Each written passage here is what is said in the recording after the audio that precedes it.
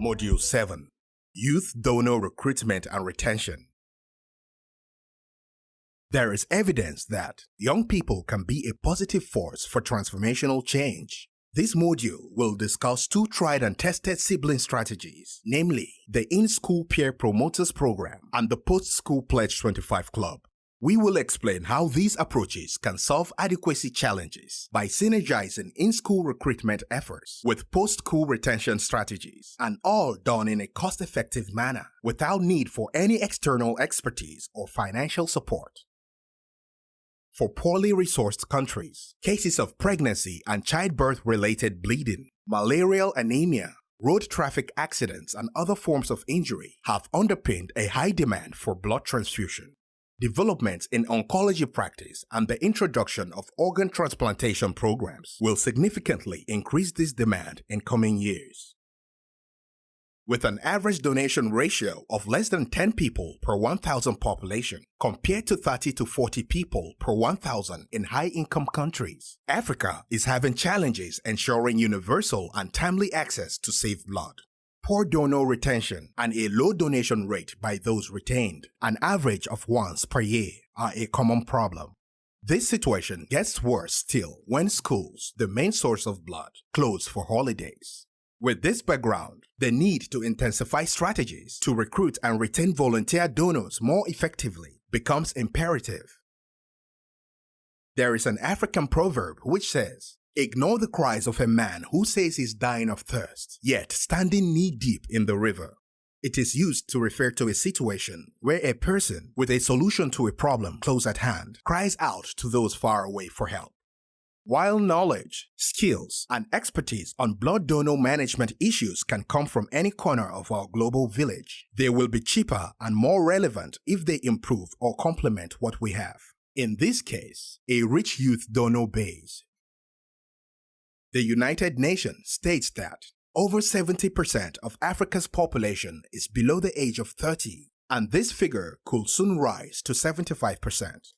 Separately, the WHO has observed that more young people donate blood in low and middle-income countries than in high-income countries. Statistics also indicate that most blood services collect over 60% of their blood in schools from youths below the age of 20. However, this scenario of youths in schools donating the majority of blood is not such good news in terms of blood supply patterns, as it causes seasonal shortages. But the fact that the bulk of new donors are recruited in schools does offer us low-hanging fruit for any retention strategy. Let us look at Kenya's situation in the context of WHO's assertion that a nation requires only 1% of its population to donate blood to meet its most basic requirements. With a population of about 50 million, Kenya will therefore need 500,000 donors to meet minimum needs. In 2018, KNBT's total collection was a mere 164,000 units. Of this, 70% was from high school donors, almost all of them new donors and final year students. Since the service generally visits a school only once each year, it can reasonably be concluded that the 114,800 donations came from the same number of donors. Now, let us assume that, through a robust youth program, just half of these, that is, 57,400, can be retained annually. It will take less than 8 years to reach the 1% WHO threshold of 500,000. It will take only half that time if they're encouraged to donate at least twice a year. Imagine a fitness enthusiast who is fond of exercising the upper torso of his body, ignoring the lower. He will end up looking like a carrot, or worse still, like an avocado seed standing on toothpicks. Such is the mismatch between recruitment and retention in most blood establishments. The common missing link is a well-supported, well-coordinated retention strategy that complements the already well-supported and growing in-school recruitment efforts.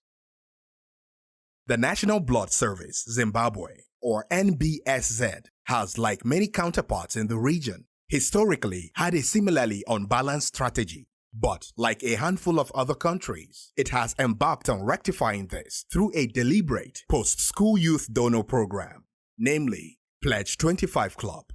NBSZ has a well-planned and supported strategy where schools become a catchment area whose donors, upon leaving school, flow into and grow the Pledge 25 Club donor base. And this, in time, grows the adult donor base too. Though not there yet in terms of balance, the youth donor strategy is already yielding encouraging results, helping resolve the challenge of seasonal blood shortages. Here, we explain these tried and tested strategies involving two interconnected approaches. They can be a game changer. They are relevant irrespective of a country's level of development or income. The first pillar is the Peer Promot-ers program.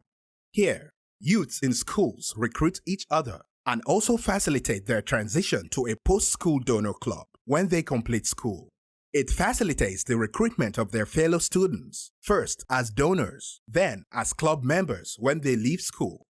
The second pillar is the Pledge 25 Club. This involves post-school youths joining a club where they pledge to donate regularly in a club-prescribed manner. As we will see, this takes care of not just the retention function, but other common challenges such as blood safety, school holiday blood shortages, and irregular donation. Someone once said, a person goes through 3 phases in life. The first is the "my dad can beat your dad" phase. The second is the "my dad doesn't know anything" phase. And the last, "my dad used to say" phase. Simply put, these phases reflect childhood, youth, and adulthood. There is widespread evidence that young people in the adolescent phase get much of their trusted information from their peers. Equipped with the right information, youths can help promote blood donation issues. Areas to be discussed here will include the definition and role of these peer promoters, their ideal qualities, the mediating role of the contact teacher, and how to organize a peer promoters induction program. A peer can be described as a person who has equal standing or status in class, age, or rank with another. When a peer group member promotes certain ideals and values to others in a group, he or she becomes a peer promoter. In this role, they lend credibility to the messages promoted because they are group insiders. Peer promoters of blood donation can be established in various settings such as a school, tertiary institution, workplace, or church, where they become the eyes, ears, and mouth of the blood establishment within these institutions. Here, we deal with peer promoters with particular reference to the school setting. The Peer Promoters program becomes part of the overall donor mobilization strategy. A carefully selected and well-briefed peer promoter will do much of the informing, educating, and motivating of fellow students. Put simply, a peer promoter is a donor recruiter with better physical and social access to the potential in-school donors. They can also assist the mobile team with logistical issues such as venue preparation and non-technical tasks like serving refreshments to donors. Studies have revealed not knowing where to donate as one of the major reasons given by donors who stop donating once they leave school. One key role of the peer promoter is to keep a record of the final year donors and direct or hand them over to the Pledge 25 Club in the area to which they move. Peer promoters are like those rivulets or tributaries in a rainfall catchment area that flow into the dam. They are therefore pivotal to the growth of the Pledge 25 Club in particular and donor retention in general. A blood donor peer promoter is the blood services ambassador to the school. A wrong choice can be highly detrimental to the goals of the program. So, the peer promoter should be chosen with the help of the school authorities. He or she should be a blood donor, preferably one with leadership qualities, should be charismatic, articulate, patient, and able to influence others positively, while at the same time being able to maintain confidentiality. They should be non-judgmental, respecting individual choices. A peer promoter who also commands the respect of staff is likely to find it easier to perform his or her duties. Even with permission from the school authorities, there is need for someone to link the blood service and the school. This is the contact teacher. In most cases, he or she will be a senior member of staff, chosen by the leadership to coordinate blood service issues at the school. In the Peer Promoters program, the contact teacher facilitates the selection of the peer promoters and also attends the induction program with them. There will usually be 2 to 6 peer promoters in a school with balanced genders. The contact teacher is expected to assist the peer promoters with their roles, as well as advocate to their own colleagues in the staff room.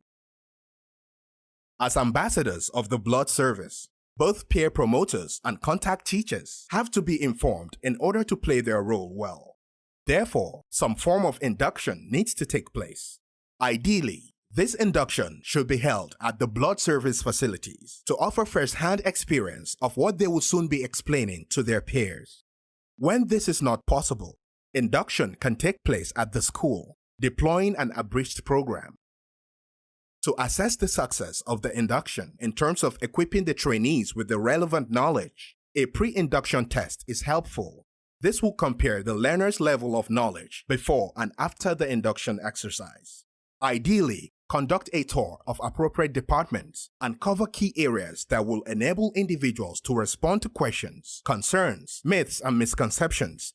A particular focus should be given to promotion of post-school blood donation. It should be evident to all that the blood service's concern about the child's welfare goes beyond blood donation. Demonstrate the organization's relevance as a partner in the child's upbringing. One approach is to facilitate presentations that focus on issues affecting young people. Topics should complement, not contradict, lessons given by home, school, and church, and controversial topics are to be avoided. You may want to invite expert guest speakers and consider topics like behavior at home and school, reproductive health, risky behaviors and discipline, leadership and teamwork. In the book, Unleashing the Potential for Blood Adequacy in Africa, the author writes, "A blood service that strengthens its recruitment function at the expense of its retention capabilities is likely to suffer the same fate as that of a settlement with large rainfall catchment area, but a very small reservoir." As observed earlier, most blood services have donor profiles that are greatly skewed towards in-school donors, with minority representation in the post-school youth and adult age groups. This is an indication of poor donor retention.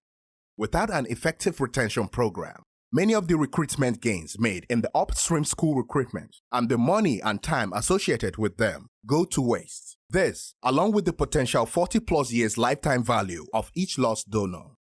In the context of the analogy just given, a well-managed Pledge 25 club will act as the reservoir, which assures blood availability even in off-season periods. A Pledge 25 club can therefore be explained as a donor retention strategy involving a semi-autonomous community of voluntary blood donors just past their high school level. They are mobilized and empowered by their respective blood services to commit to lead a healthy lifestyle.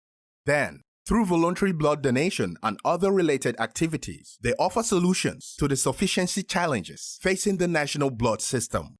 It started in Zimbabwe in 1994 and has since spread across the globe under a variety of names, definitions, and approaches.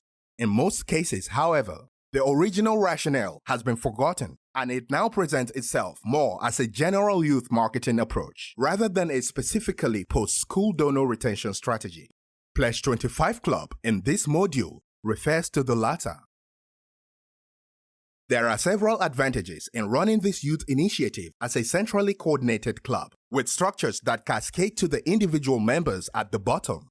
These include ease of communication and enabling the gathering of like minds, which embrace voluntary blood donation.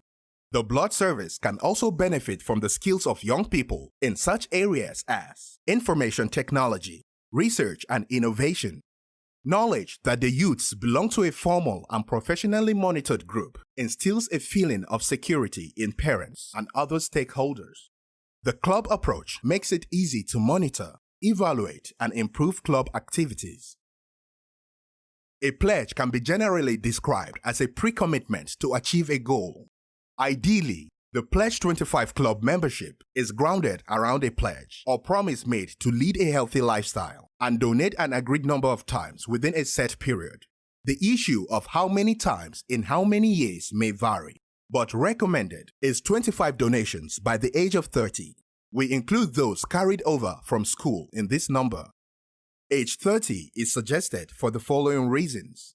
First, a regular donor takes no less than 8 years to donate 25 times, long enough to develop a culture of regular blood donation that lingers even after the pledge is fulfilled. Second, 30 years is the generally accepted cutoff point for youths in most settings. Finally, it instills a sense of urgency to complete the pledge and hence encourages regularity and retention. It is, however, important to consider ways of leveling the playing field in cases where male donors may donate more times per year than their female counterparts. The pledge approach has advantages to both the blood service and the donor. To the blood service, it enhances donor retention and regular donation as more members join and stay until they fulfill their pledge. The effect is long-lasting. A study carried out on club graduates in Zimbabwe showed that 71% maintain donation rates of at least 3 times a year. Couple this with evidence that more people are likely to join in altruistic behavior when they see others already doing it, and pledging has additional potential for improving donor recruitment. To the youths, pledging to stay healthy and donate develops in them a culture of responsibility and a healthy lifestyle, volunteerism, and selflessness. All this, as well as the satisfaction of being of service to their community. Most post-school donor clubs die, not of starvation, but due to indigestion. It should be remembered that the ultimate goal of this youth initiative is to develop a donor base with a culture of regular, voluntary blood donation.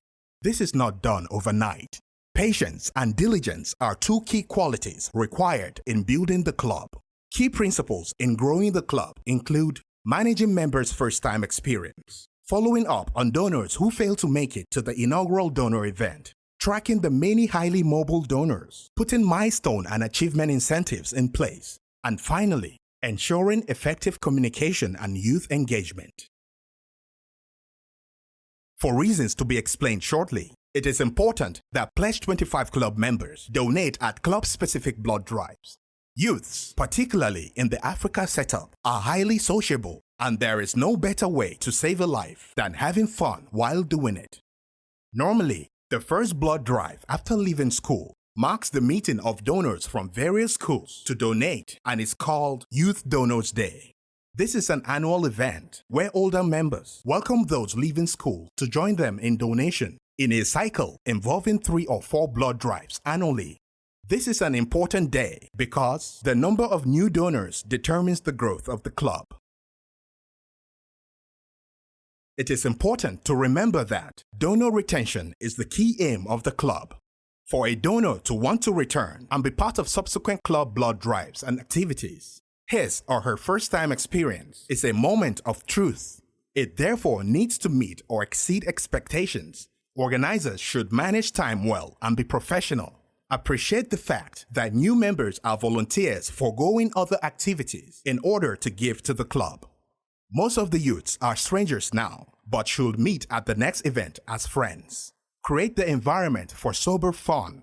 Resources permitting, arrange transport for pickup from and drop off to some central point. Pay attention to their complaints and suggestions. They are nuggets for improvement. In this respect, compile a register and contact details for feedback and subsequent invitations.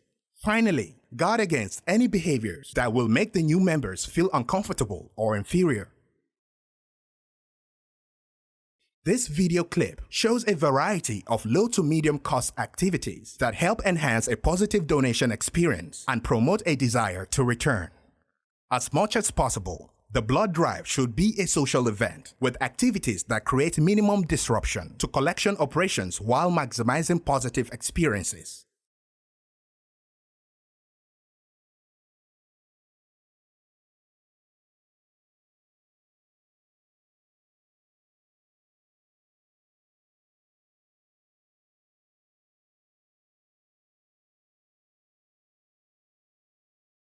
Post-school youth are a highly nomadic group. While some relocate to proceed with their education in tertiary institutions, others move in search of employment or for a host of other reasons. So not all who express interest in joining the local club during their final term at school will make it to Youth Donors Day. And the only way to continue to offer the chance of engagement is to keep in touch. Blood establishment branches should coordinate record keeping and tracking and ensure that recent school leavers are referred to the club nearest to them when they change location. Reciprocal activity will ensure that each branch will be receiving as well as losing members. 25 donations at an average rate of 3 donations per year takes time, and so milestones along the way are essential. Donor recognition should already be part of any blood establishment's general donor management strategy. Milestone and achievement incentives will keep individuals motivated, promote regular donation, and reinforce donor retention. The nature and frequency of the milestone incentives can be determined by the blood service in close consultation with the club. However, the incentive should be of limited monetary value and absolutely cannot be exchangeable for cash, lest recognition be confused with remuneration. A study of Pledge 25 club graduates in Zimbabwe revealed the sad fact that, of the more than 300 club graduates under study, only 10% were female. A follow-up study suggested frustration as a key factor in female donors giving up. There are 3 gender-specific reasons related for this. First, in many countries, women are permitted to donate fewer times in a year compared to their male counterparts. Second, more women are temporarily deferred for iron deficiency and other gender-related reasons. Third, women may suspend donation for long periods due to pregnancy. In light of this, it may be advisable to adjust women's targets to mitigate these differences. This table gives an example of a card incentive regime where the playing field has been leveled for female donors. The principle can be adapted to any form of donor recognition. Youth engagement should be a strategic priority for any organization embracing youth programs as well as benefiting the young people themselves. There is evidence that such engagement substantially benefits the organization, as youths are much better placed to engage their own communities. When dealing with young people, it is important to draw the line between engaging and manipulating. It should be acknowledged that these are volunteers willing to partner with employees for a common cause. They are not young people to whom we are doing a favor because they have nothing better to do and nowhere better to go. Neither are they the organization's foot soldiers.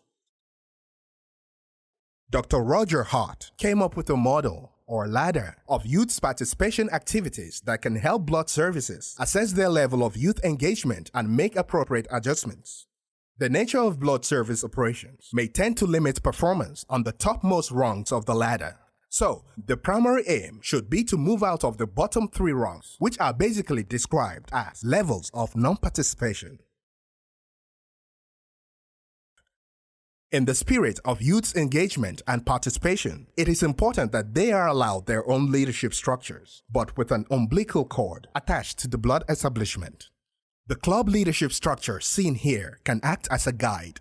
As the club grows, formal documentation such as a strategy, constitution, and a monitoring and evaluation plan should be considered.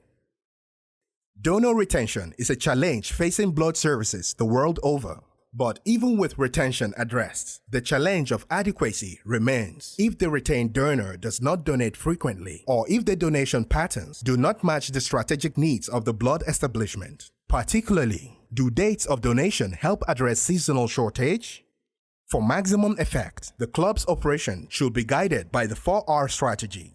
That is, recruiting members from the school system into the club, retaining them as members and active donors, realigning their donation patterns with demand trends, and finally, regularizing the donations to ensure that members donate the maximum possible times in a year. Recruit, in this case, mainly refers to directing inflows, donors, from the catchment area, schools, into the reservoir, club. This happens at the end of each year through the vigorous activity of the peer promoters. The graph shows idealized club membership growth over 4 years, where Youth Donors Day, held every 4th quarter, yields 500 new members recruited by peer promoters. Quarters 1 to 3 yield 50 new members each.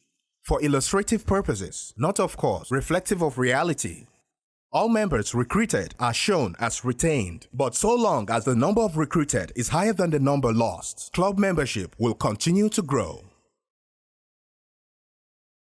Imagine counting people into a 60-passenger bus, and at the count of 40, you peep inside and find only 5 people, 2 of whom are on their way out through the back door. Such is the situation with most blood services. Closing the back door by no means implies unorthodox means of forcing donors to stay, but rather creating enabling conditions that make the donor want to practice more of their altruistic behavior. Not all retained donors are regular donors. Effort should be made to ensure that those staying engaged donate the maximum possible number of times within a year. This will increase the number of units collected. For example, 10 units normally realized from 10 members who donate once a year can become 30 units if the same members are encouraged to donate at least 3 times. Regular donation can be motivated by the need to fulfill the pledge, a desire to socialize with others, or simply keenness to get to the next milestone. The graph seen here indicates what a blood service could lose if it focuses just on retention but ignores regular donation. Of little use is someone who helps you push a cart when going downhill and then is too tired to help you when going uphill. The same is true with Pledge 25 Club members who donate during school term, so that when schools close and blood banks run dry, they are not due to donate. This is where realignment comes in. Once recruited, retained, and regularized, club members can have their donation pattern realigned to help address seasonal shortages. The slide demonstrates how the youth-focused realignment strategy helped address the challenge of seasonal blood shortages in Zimbabwe. The top left graph shows blood collection trends from 2014 to 2017. When schools close, blood collections drop. In this case, the holidays are in April, August, and December. The graph below shows Pledge 25 Club donation trends after realignment. The right of the slide shows randomly picked media reports spanning 5 years. These highlight the positive impact of this youth intervention on blood availability during school holidays, previously periods of shortage. There are a handful of key requirements a blood service should consider if it wants to implement a successful youth-focused program. The first is management buy-in. No matter the degree to which more junior staff members are convinced of the efficacy of an approach, without the support of management for this strategy, it will end in frustration. Remember that to build higher, one should be prepared to dig deep. There should be a special youth projects budget. If you think this sounds expensive, consider how much you invest annually recruiting donors just to replace those you keep losing. Youth projects are an integral part of the overall recruitment plan, with the Peer Promot-ers program being the point of overlap. The home, school, and church are all key stakeholders who can make or break youth programs. Keep them engaged, always. Finally, always have an effective data collection and management system from which to implement a monitoring and evaluation plan. There is much truth in the old adage, not documented, not done. As we approach the end of this module, the potential for youth-related strategies to contribute to blood adequacy can be summed up by Vilfredo Pareto, an Italian economist and sociologist. He came up with an observation and principle now generally referred to as the 80-20 rule, or the vital few. This has become widely accepted and leveraged in business circles and other arenas. Pareto observed that 80% of the results are produced by 20% of the causes, and some examples are given here. It follows that identifying and focusing on these vital few saves time and money while producing optimal results. This module has highlighted the potential for young blood donors to supercharge your strategy if they are given the attention they deserve. Time has necessarily limited the opportunity for discussion here. For more details on the Pledge 25 Club approach, refer to the book, Unleashing the Potential of Blood Adequacy in Africa. Visit www.globalbloodfund.org for a link. You may also wish to visit the Pledge 25 Club website. Use these prompts to help you reflect on what you have learned. In Module 8, we will look in more detail at forecasting, budgeting, and planning.